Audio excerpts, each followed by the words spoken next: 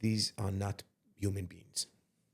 The way they treated women, babies, elders.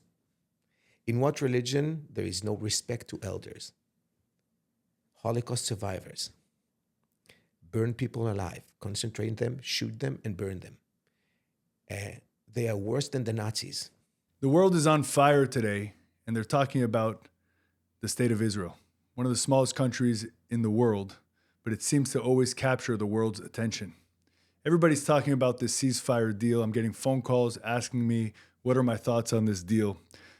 Today is Thursday morning. I'm sure this episode will come out in the coming days. And with the ever-changing nature of this war and dealing with a terrorist organization like Hamas, who knows how relevant this will be in the next coming days. So just keep that into account. But this is where we're sitting as of Thursday morning. Ceasefire deal was apparently reached as of last night. This morning, there's questions as to whether the deal is going to go through or not. Netanyahu has come out and said that the Hamas is now trying to change the deal last second without any details. Hamas is coming back saying, we're not trying to change anything. Nobody trusts Hamas. Nobody knows what's really going to happen. From where I sit, it looks like this deal is going through one way or the other. We'll break down what that deal is today. But in general terms, it's a ceasefire of several weeks, 6 weeks or so. At the end, if it goes through, will be 33 hostages, dead and alive. The numbers aren't even clear. Will be released by Hamas, supposedly under this deal. And Israel will release more than 1,000 terrorists from prisons, many of whom are serving life sentences for committing murder and acts of terrorism. I really have mixed feelings about this deal. Everybody wants to know your opinion. Do you like it? Are you for it? Are you against it? And I think it's much more nuanced than that. It's a very complicated deal, and it's a complicated situation that Israel is in. Let's look at the good side. The good side is, if it goes through, we'll have 33 people home, hopefully the majority of those alive. It's incredible to me where we sit that there are any hostages alive, but it is intelligence. The intelligence community in Israel has been clear that there are several dozen alive. I'm not sure what the final number is. Maybe our guest today can shed some light on that. But there are people that are still alive in Gaza, living just a nightmare under tunnels in the worst conditions imaginable, or worse than the worst conditions imaginable. But we have an opportunity to bring them home. We can't look over that at all. It's something that's huge. It's big for them individually, for their families, for the country, whose responsibility is to bring home their people who are taken hostage or put in these situations. Every democratic country in the world has that responsibility. That's obviously a good thing for them. It's good for the psyche of the country to see more hostages coming home as well.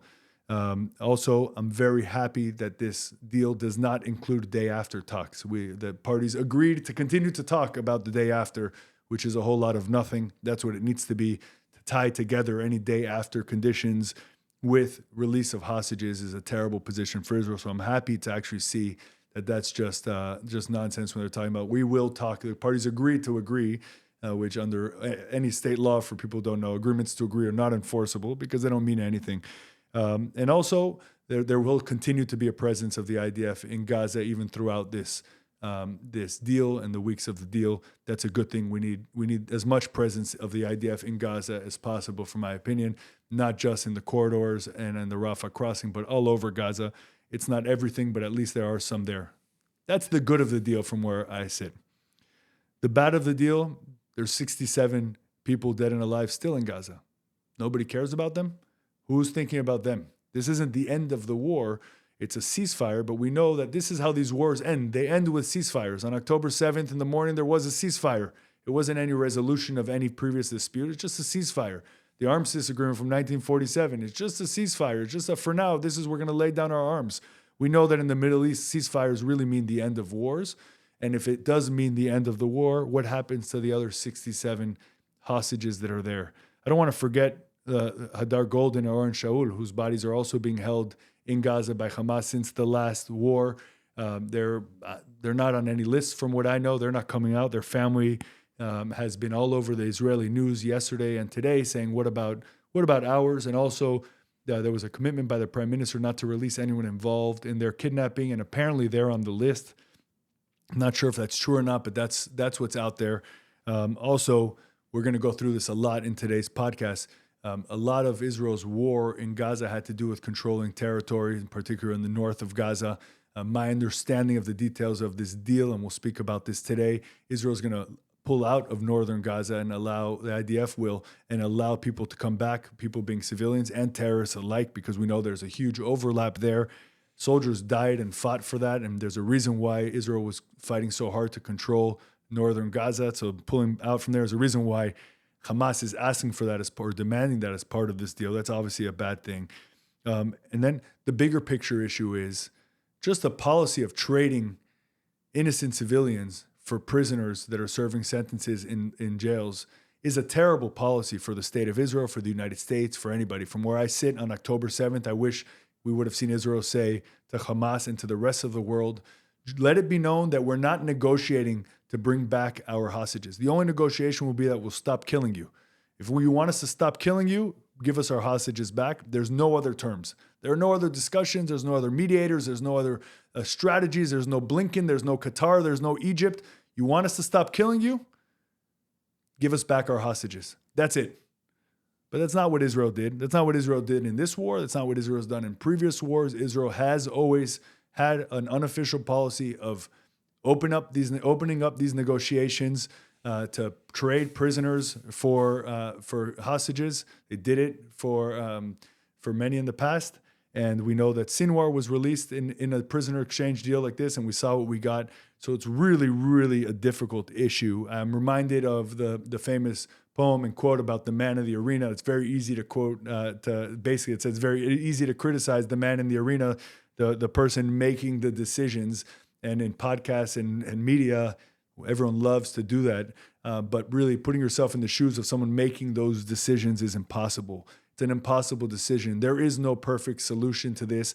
The only perfect solution would be a military rescue of the hostages. That seems to be an impossibility. So, there's really an impossible decision. And then there's also the ghost. And the ghost in the room is whether or not the United States made any promises to Israel vis-a-vis Iran, whether we're going to see a more aggressive response, an attack on Iran and attack Iran's nuclear facilities, on their oil fields, as a result of getting Israel to agree to this very imperfect deal. We don't know that.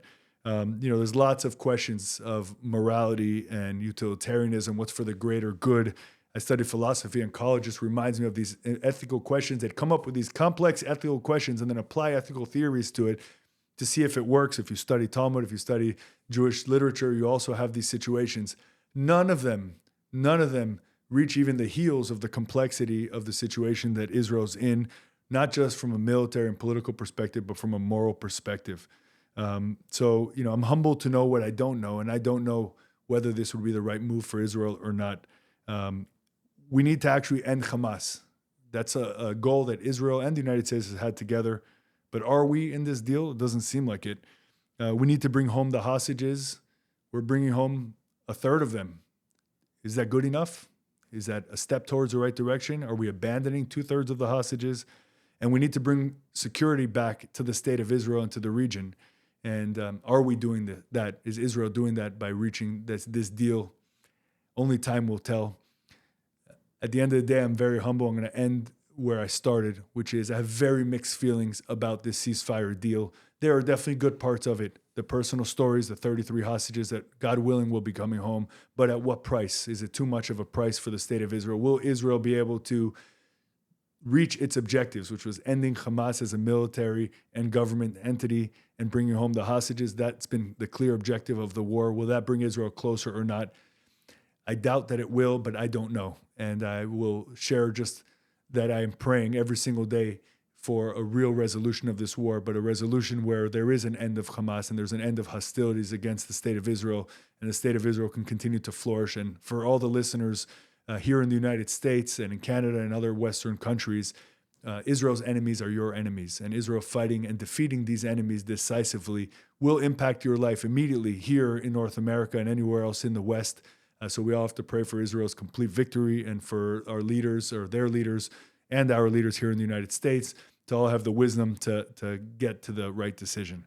So with that, I'm very honored this week, just by coincidence with everything happening. We had actually a member of Congress coming on this week, which hopefully we push till next week, to have here in town Colonel Golan Vach. Colonel Vach has become a friend.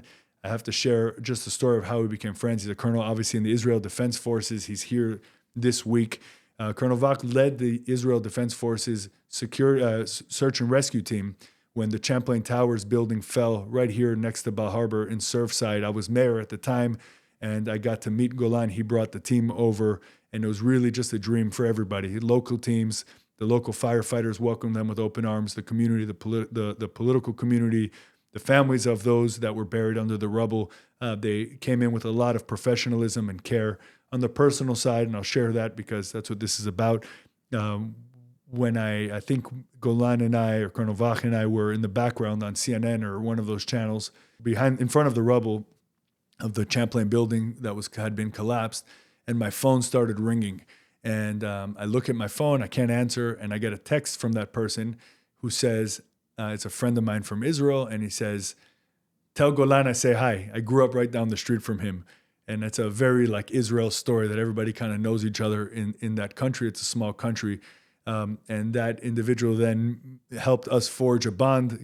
Did some trips together. I've been to his home in northern Israel. And that individual's name was Moshe Leiter. His memory should be a blessing. And he was killed in Gaza in November of last year. He was a captain, if I'm not mistaken, of Shaldag, which is the Delta Force of the Israeli Defense Forces, and he was killed in a booby-trapped, the entrance of a tunnel that was booby-trapped. Him along with 3 others, and some others were maimed in that attack. A father of 6 who left behind a beautiful wife and 6 kids who are very close friends. So anyways, the ties run deep. I've met with Golan several times since this war started, and his perspective is really unique.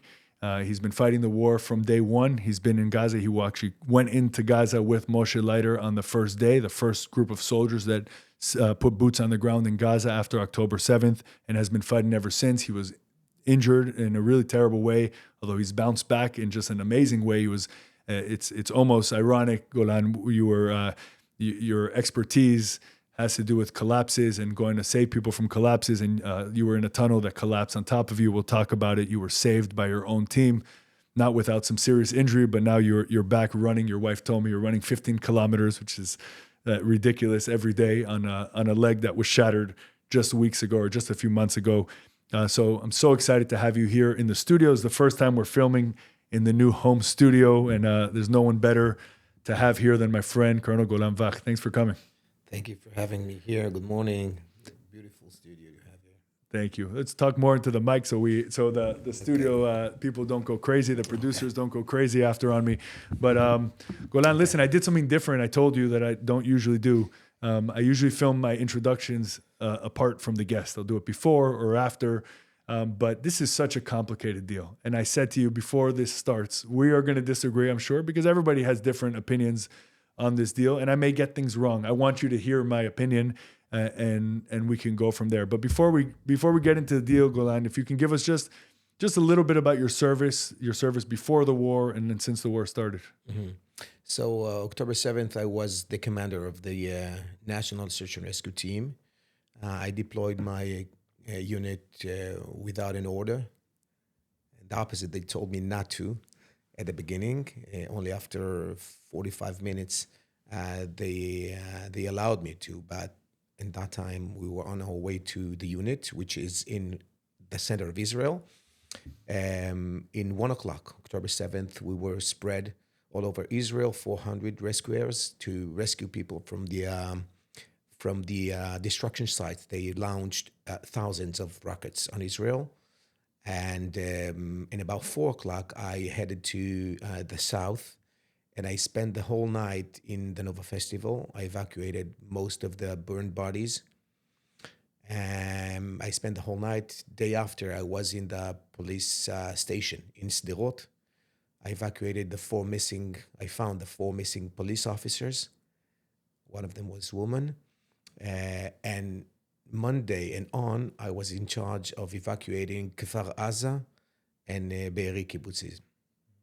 Wow. I've visited all of those sites since then, and the devastation. I mean, the Nova Festival was a site, 411 people were killed there in gruesome fashion. Not that there's a non-gruesome way to kill people, but if there is one, that's what we saw there and then in the kibbutzes. and you were there for several days. I remember seeing you on international news walking. I think you were the first person to walk the media through the kibbutzes. Just give us a sense for those who didn't know, and then we'll get into what's happening now. But give us a sense of what you saw there. So I thought that I've seen everything. I spoke to firefighters here in Surfside that also operated in 9/11, and they said that Surfside was harder than 9/11 because to see the situation of some of the victims was so difficult, and we struggled together. And it's the time to say it's the right time to say that I appreciate their bravery and their professionality, and we learned much from the American teams. But I can tell you that what we saw there is not equivalent to anything I saw. It's not only the amount of the casualties, the numbers, the way they killed them is in a way that you cannot. Today, it's very hard to me to say we negotiate or two parts agreed on. There is no two parts. These are not human beings. The way they treated women, babies, elders. In what religion there is no respect to elders? Holocaust survivors. Burn people alive, concentrate them, shoot them, and burn them. They are worse than the Nazis. And when you talk about the agreement, you should replace the pictures of the Hamas leaders and double and triple Hitler's picture. Because what they are doing right now and their intentions about us and about the free world are worse than the Nazis. The Nazis didn't want to eliminate, to demolish, to kill everyone. They wanted to rule. They wanted to control. They wanted to conquer. They don't want only that. They want everyone to be subordinate to the jihad. And this is who are we dealing with? Right You're now. saying globally outside of, they want to kill all of the Jews in Israel, just like the Nazis wanted to kill all the Jews. Jihad is not referred but only separately to the Jews. Got it. It refers to all those who are kafirs, who are not jihad or radical Muslims as they are. And just to add something, I have nothing against Muslims. I love all human beings. We cherish life. I've less than 2 years ago, I was awarded by President Erdogan by saving 19 Muslims. I risked my life.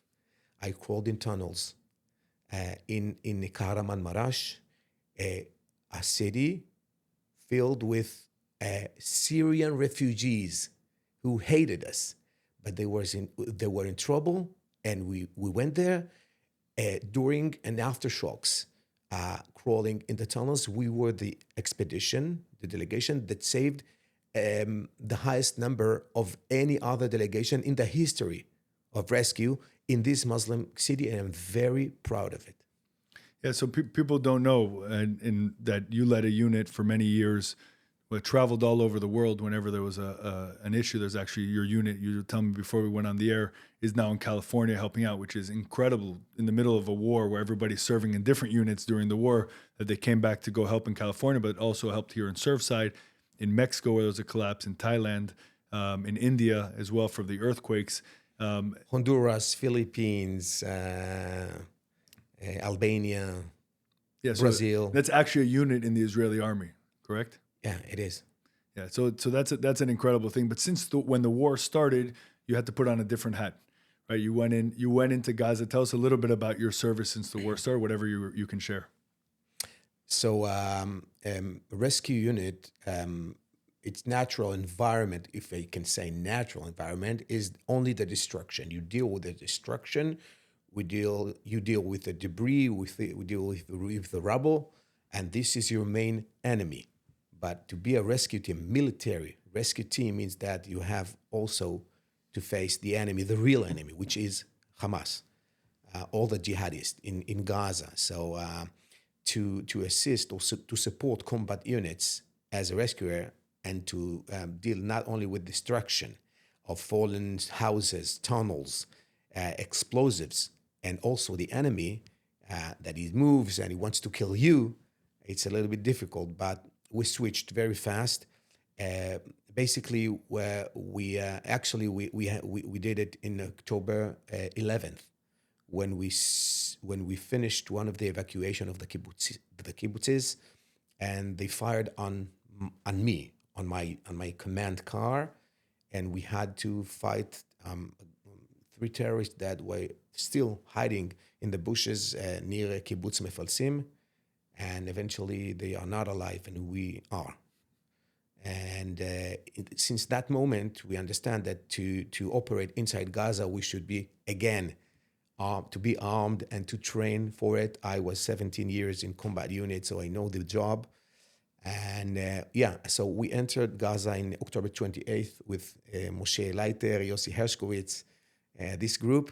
And since I've been in Gaza for 250 days, mainly supporting the combat units, but later on revealing tunnels and destroying terror infrastructures such as laboratories, warehouses, ammunition facilities.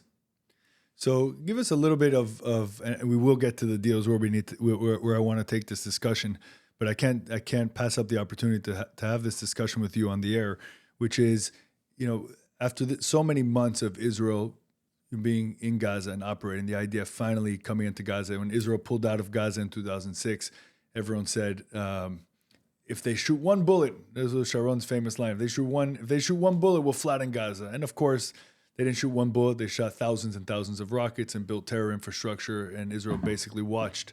And then it culminated in October 7th. But since October 7th, the IDF has been in there. It's one of the best fighting forces in the world. Everybody knows that. But there are still soldiers dying every day in Gaza, Israeli soldiers dying. We're still, even rockets every once in a while getting shot out of Gaza. And there are hostages being held, by all accounts, in tunnels in Gaza. You've been there. You've been in the tunnels. I've seen videos of soldiers in the tunnels.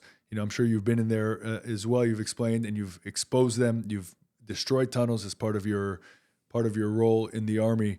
Can you explain how complex the systems are so that today, this many months later, there still is a terror infrastructure underground in Gaza at all?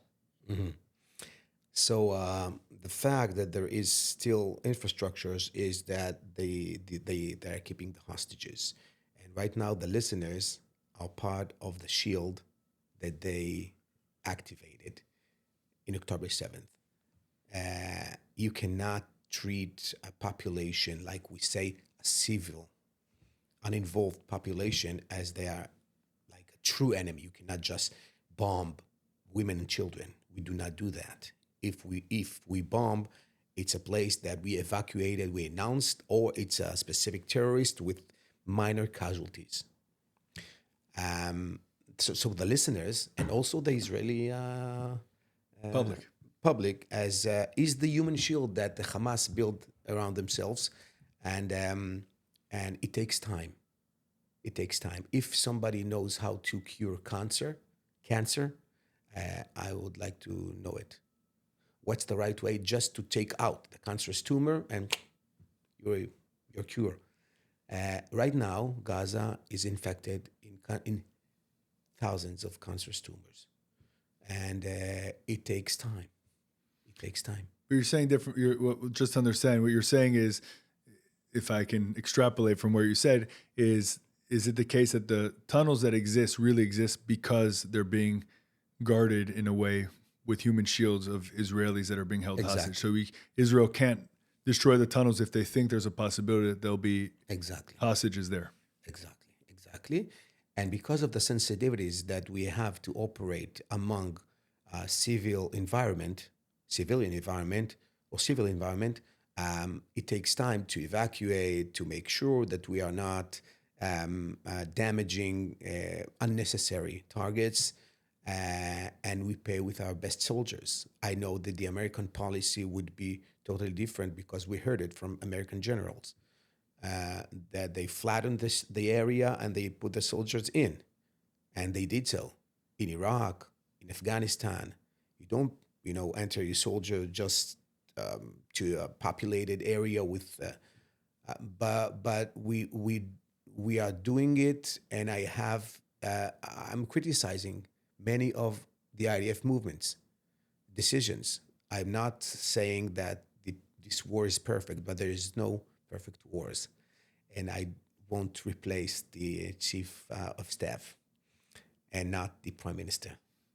And I must, we should stay humble, remain humble, because we don't know the big picture.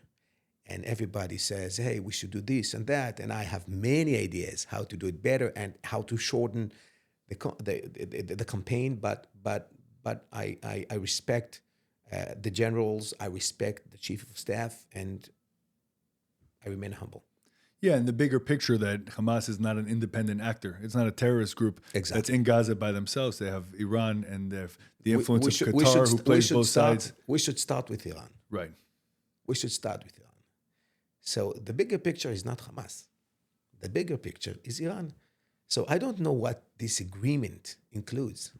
If this agreement includes Iran, so it might not be such a bad deal. Yeah. Yeah. I was interviewed this morning in Spanish language. I'm sure no one here, if you listen to it, it's America Radio, Radio America. Necesito with Sandra mejorarme Peebles. español. Yes. and that's exactly what I said. I said if in a month we see Israel with the U.S.'s help, the U.S. just needs to green light it, basically. Israel could do it themselves. But if we see Israel attack Iran's oil fields and nuclear facilities in the next month, we'll know that was part of this deal. And that also changes the equation. But look, the deal in Israel is very, very divisive. I don't like the oversimplification of things, and you know that about me. I don't like groupthink. In Israel, there's a lot of groupthink. In a small country, you'd expect it more than even in the United States. In the United States, we have a lot of it where everybody kind of just gets in their corner.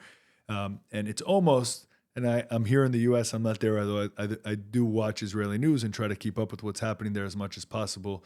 It seems to oversimplify.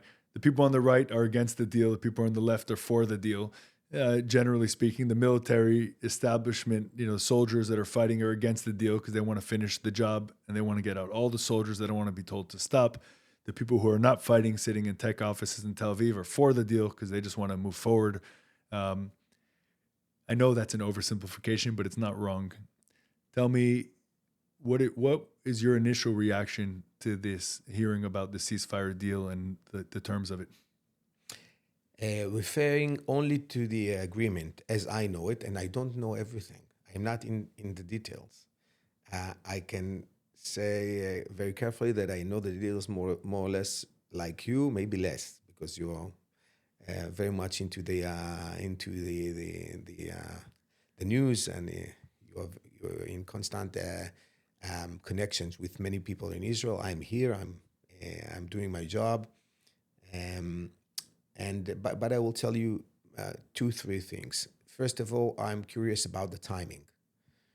When a soldier comes to me after he was sick, like 2 months out of activity, and he said, "I want to leave the unit," just came back from the hospital and said, I'm not good here. I want to go home. I want to leave. I want to move to another unit. I said to him, "Stay for another month, then decide.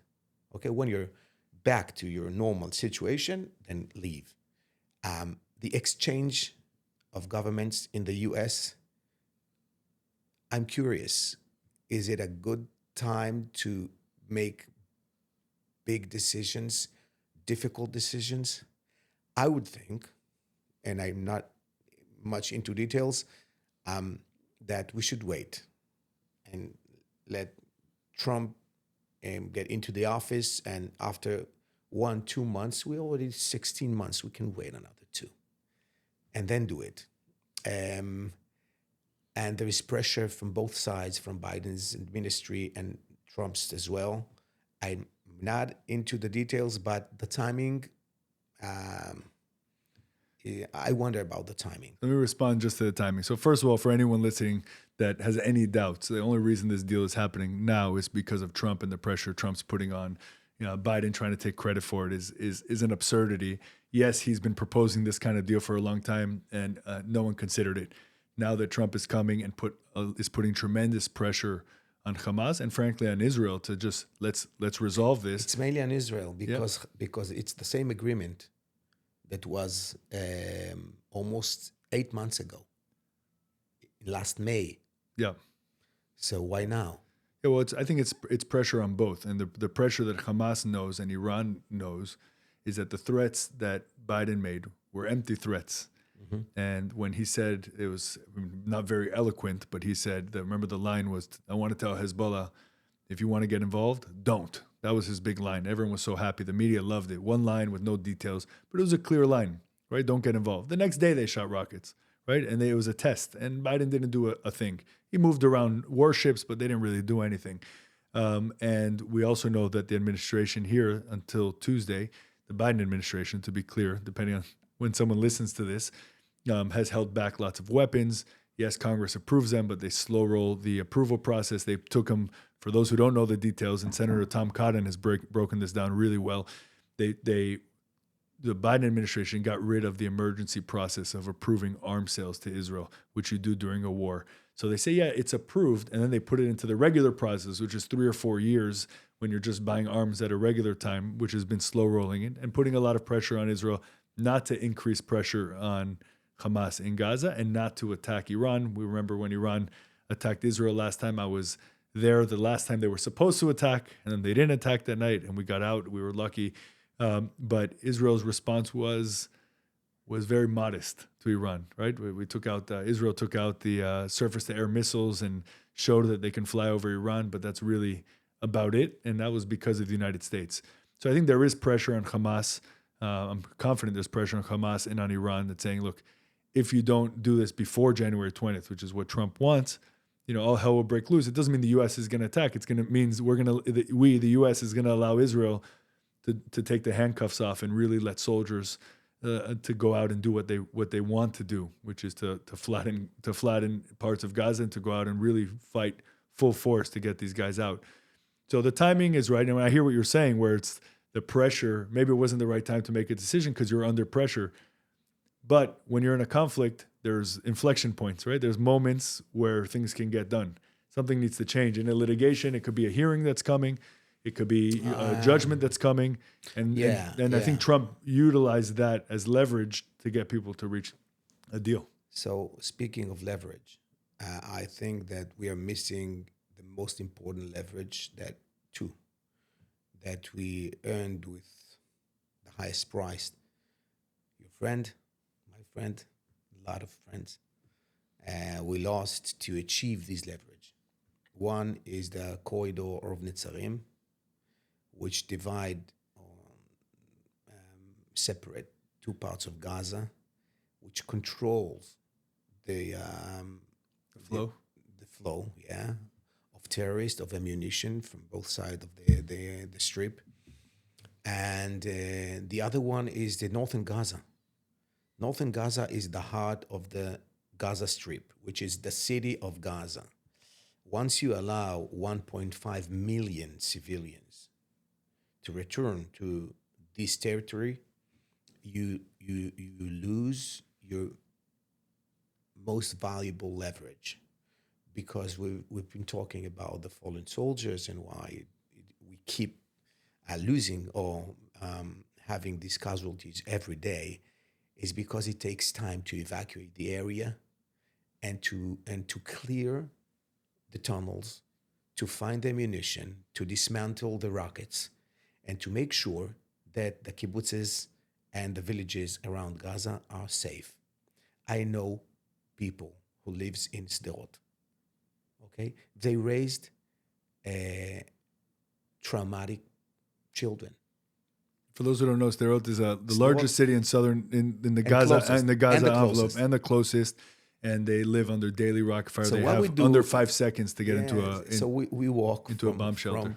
From building to building, from tunnel to tunnel, and clear the area, and pushing the the Gazans to the places we have been designed from the beginning, to clear the area and to minor the casualties of both sides. And now you allow 1.5 million Gazans. So this is the most problematic thing in the deal. You understand the deal to say that Israel is going to dismantle the Netzarim corridor, or we're just going to open it to let them pass? It's not known. It's as I see it, it's minimum inspection, only for cars and carriages. I don't know exactly, but the corridor right now is a sterile. It's a sterile corridor. Yeah, I've seen videos of it for people who don't know, and if I'm wrong, let me know. Israel basically has paved a road down the middle of Gaza, across the belly of Gaza, let's say, with fences on both sides. It's like a border, and that to control the flow of. But just to explain the listeners, why do we do that? Why do we do that? Because Gaza is a terrorist system.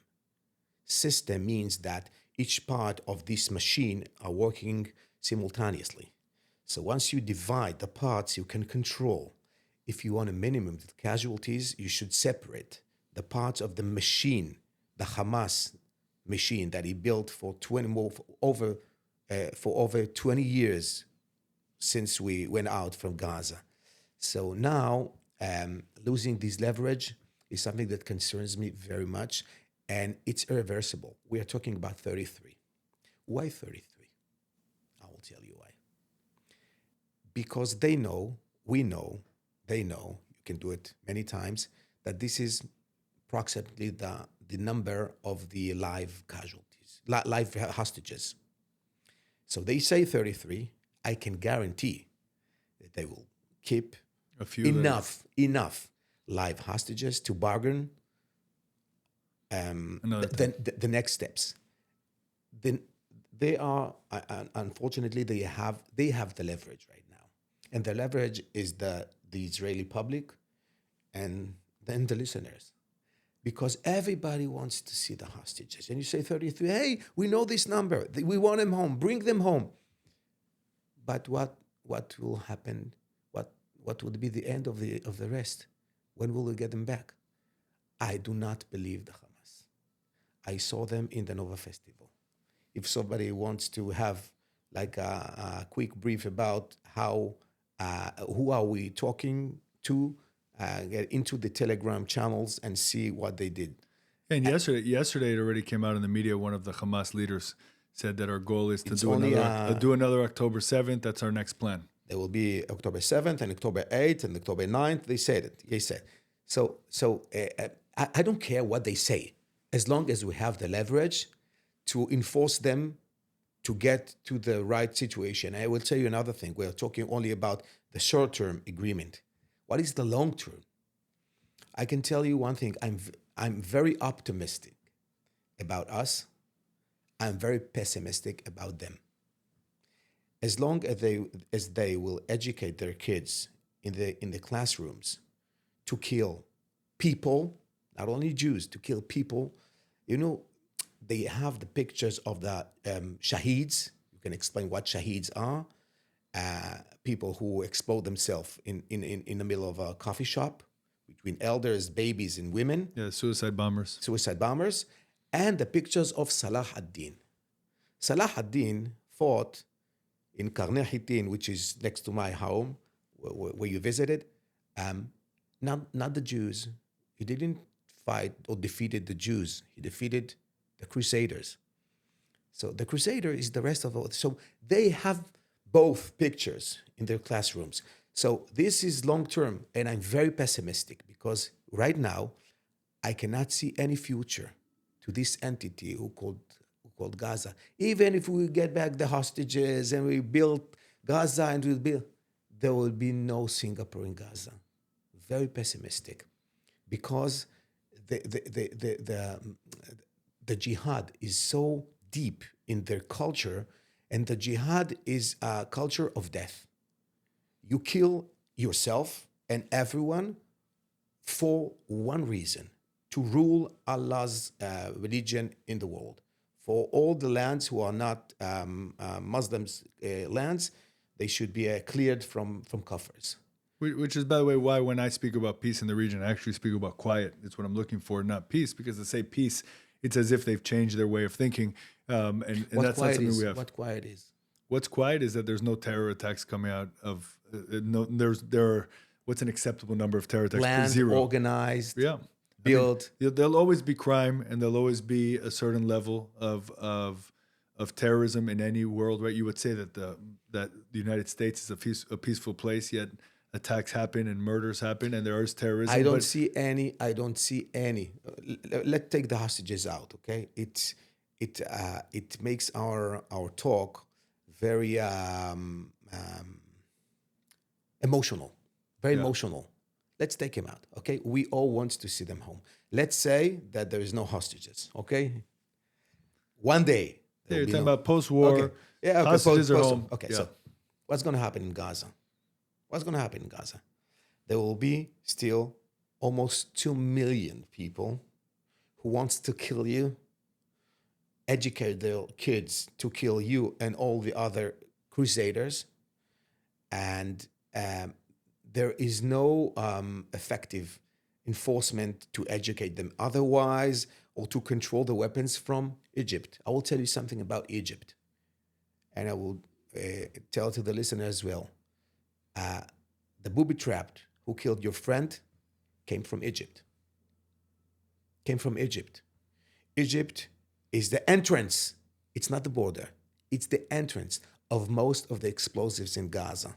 Oh, yeah. I've seen the tunnels. It looks like highways of the tunnels under the Rafah crossing. Where did the ammunition from China and from Russia got to? I have pictures of booby traps, Kalashnikovs, made in Russia, made in China.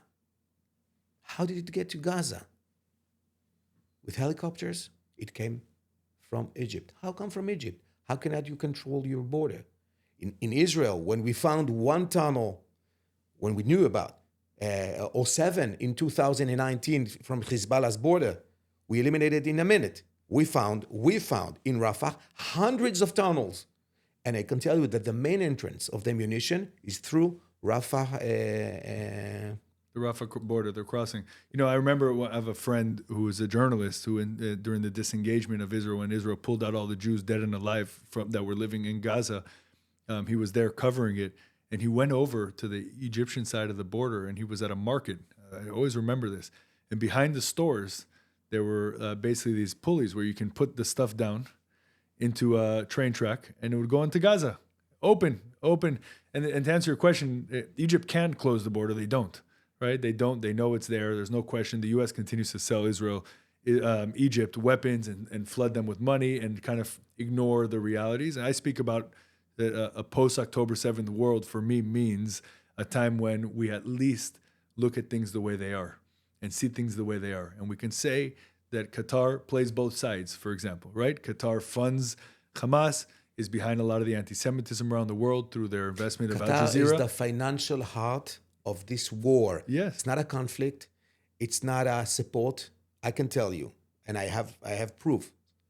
Qatar is the financial heart of this war. The engine who runs this war is Qatar, and everybody knows it. Yeah, and everybody plays along. The U.S. has 12,000 service members on a base just a few miles outside of Doha. They're the firefighter and the arsonist. They're out there. They're the ones who announced the deal. They're the ones bringing peace to the world. And same as Egypt, with Egypt allowing all these weapons to come across Rafah in a Rafah crossing into Gaza in a huge way. Let's at least admit it and say it, and then deal with it in the right way, right? The world is not black and white. There's lots of complexities, but let's not lie to ourselves in the West. And I had Douglas Murray on a few months ago. He talks about this all the time. Like, you got to just say things the way they are. How are you going to get to any solution? You ask, what's the solution? You can't even think about a solution if you're not talking about the facts as they are. I am happy we're not, like I mentioned in the opening, I'm happy Israel's not talking about the day after when they're talking about this deal, because that would really be a disaster. But I just want to take a second to, people don't know this, but this is the deal. I pulled this up from Israeli media today of when the release of the hostages would be, and you'd have to trust that Hamas would get all the way through all the hoops that are set out. On day 1, 3 hostages. On day 7, 4 hostages. Day 14, 3 hostages. A week later, day 21, 3 more. A week later, 3 more. A week later, which is day 35, 3 more hostages. And then in the last week, they're going to release 14 hostages, supposedly. It's a real impossible rubric on a plan of how, and the complexity is there. Like you're saying, it shows that they have the leverage. But let me ask you one question. Is it clear to you that Israel has not yet achieved its military objectives in Gaza? Yes. Achievement or achieve the goals is something sleepy. Okay, slippery. Because the last Hamas terrorist will do this and say we won, but we can say for sure that Hamas has not been defeated. He still control the humanitarian supply. I'm humanitarian team commander. Okay, I know what humanitarian is. This is not humanitarian support. This is stretching the suffer of the Gazans, the hostages, and the Israeli public. Yeah, and keeping control if they're controlling the food So and the aid. what kept us from put a siege on Gaza and give them the minimum humanitarian supply, not gasoline, that activates the generators of the tunnels. You should pump the air down, and we supplied all of it because of the pressure. So to tell you the truth, I'm very pessimistic about this agreement. I have to trust Bibi Netanyahu, which I believe is the best one to lead Israel currently, but I'm very pessimistic. Let's end with this. Golan. In the U.S., I mean, this is the week of inauguration. President Biden yesterday gave his farewell address. It's not relevant what he spoke about. He spoke about all those risks that are coming. It seems like there's no way he even wrote that speech. It was a bizarre speech. Luckily, no one really listened to it. But the page is turning here already in the United States. Like, for this deal, Trump's team were sitting side by side with Biden's team pushing this. What's the sentiment on the ground in your circles of how things can change in Israel with Trump here in the White House versus Biden? Do you want to know what I thought would be? Not more or less, more the same. What we see now in the agreement is more the same. It's more or less the same agreement as Biden administration offers. Often a little bit pressure on us and Hamas. I thought that Trump will say to Iran and to Hamas and to Qatar, if the hostages will not be released, there will be a war. That the United States and Israel and the UK and all the free world will stand against you, and we will destroy you and all the evil axis from Russia to Hamas, because we know that Gaza is spearheading the evil axis. And I thought that Trump made of this material, but I don't know everything. I will remain humble and I will wait for the future. I still trust Bibi. Yeah, so from where I sit, I do think that's what we're going to see. If we're talking predictions, which is a dangerous thing to do, to predict, but I think it's pretty safe to say Hamas is not going to meet get to the end of this deal. They'll throw if the deal even gets implemented, because right now, as I'm saying, this is as we're filming this on Thursday early in the morning. It's a question if it's even going to get implemented, because Hamas apparently is changing some of the terms at the end. But assuming it does get implemented, for it to get to the end where all 33 are released, I think there's very small chance of that. The last deal didn't make it to the end either. They broke it somewhere in the middle as well. I heard Mike Walls yesterday say that if Hamas breaks this deal, then alluded to something like of the nature you said. And I do think that's what we're going to see from Trump. I hope that's what we're going to see from Trump, something of that nature. The only way to end this war, from my perspective, is to put the foot on the neck of Iran, who is pulling all the strings here. And once Iran gets real pressure, not just political pressure, not talk, actual military pressure as well, then we'll start seeing a change. But really, only time will tell. Golan, I promise everybody to always keep these shows to under an hour, so I'm going to wrap. But I just want to say thank you. Thank you for everything you do. You live a life of service. You have been in the reserves for many decades, and you don't serve just a week here and there. You serve the majority of the year. Before this war, for the last several years, you spent your time just saving people's lives. You spent many years as a combat officer before that. Since this war, seeing you on the front lines and being amongst the first soldiers on the ground in Israel only reinforces what I already know, which is that Israel does have amongst the best soldiers in the world and the best people in the world that are in those uniforms, including you. Israel is a happy country. I concluded with pessimism. Let's finish with the good sides. Yeah, Israel is and will be the best place for anyone to live, including Muslims. We are a happy country. We have the highest number of children per family. And it identifies, or it shows that we trust God, we trust ourselves, we trust human beings, and I'm very optimistic about Israel. Yeah, so I suffer from a severe case of optimism as well. Of course, not when dealing with terrorists, but just in general. And I've said it many times here, and I'll say it to you as well. At the end of this war, whenever that is, and it's not going to be today, but at the end of this war, Israel is gonna shepherd in a time of great success and prosperity and quiet or peace, however anyone wants to define those things. Where I think maybe the best way to define those things is where your enemies don't define your everyday actions, and you can focus on moving your country forward and your society forward while dealing with those threats, because the threats will always exist, but they don't define you. Since the war started, the threats are defining the day-to-day actions of the state of Israel. I think there's going to be decades of the best time for investments in Israel. We're going to see more people moving to Israel than ever before. The alliance between Israel and the Arab states, the good Arab states, or the ones that are also enemies of Iran, it's only going to continue to expand. We're going to see a peace deal, I think, soon with Saudi Arabia. And there's going to be a good time. But first, we have to get these hostages home. We need to end Hamas. The same goals that Netanyahu set on October 8th or October 9th when he made his first speech of what the goals are. Those goals remain, and God willing, we'll get there. And thank you so much for spending some time here. I know you're in town just for a few days with your wife, getting some rest and doing some work. And thank you for coming in. You're my first guest at the home studio. I couldn't think of anyone better. Thank you so much. Thank you, everyone, for listening. Make sure to like, subscribe, follow. We're on all the platforms. Show us some love there, and we'll see you next week.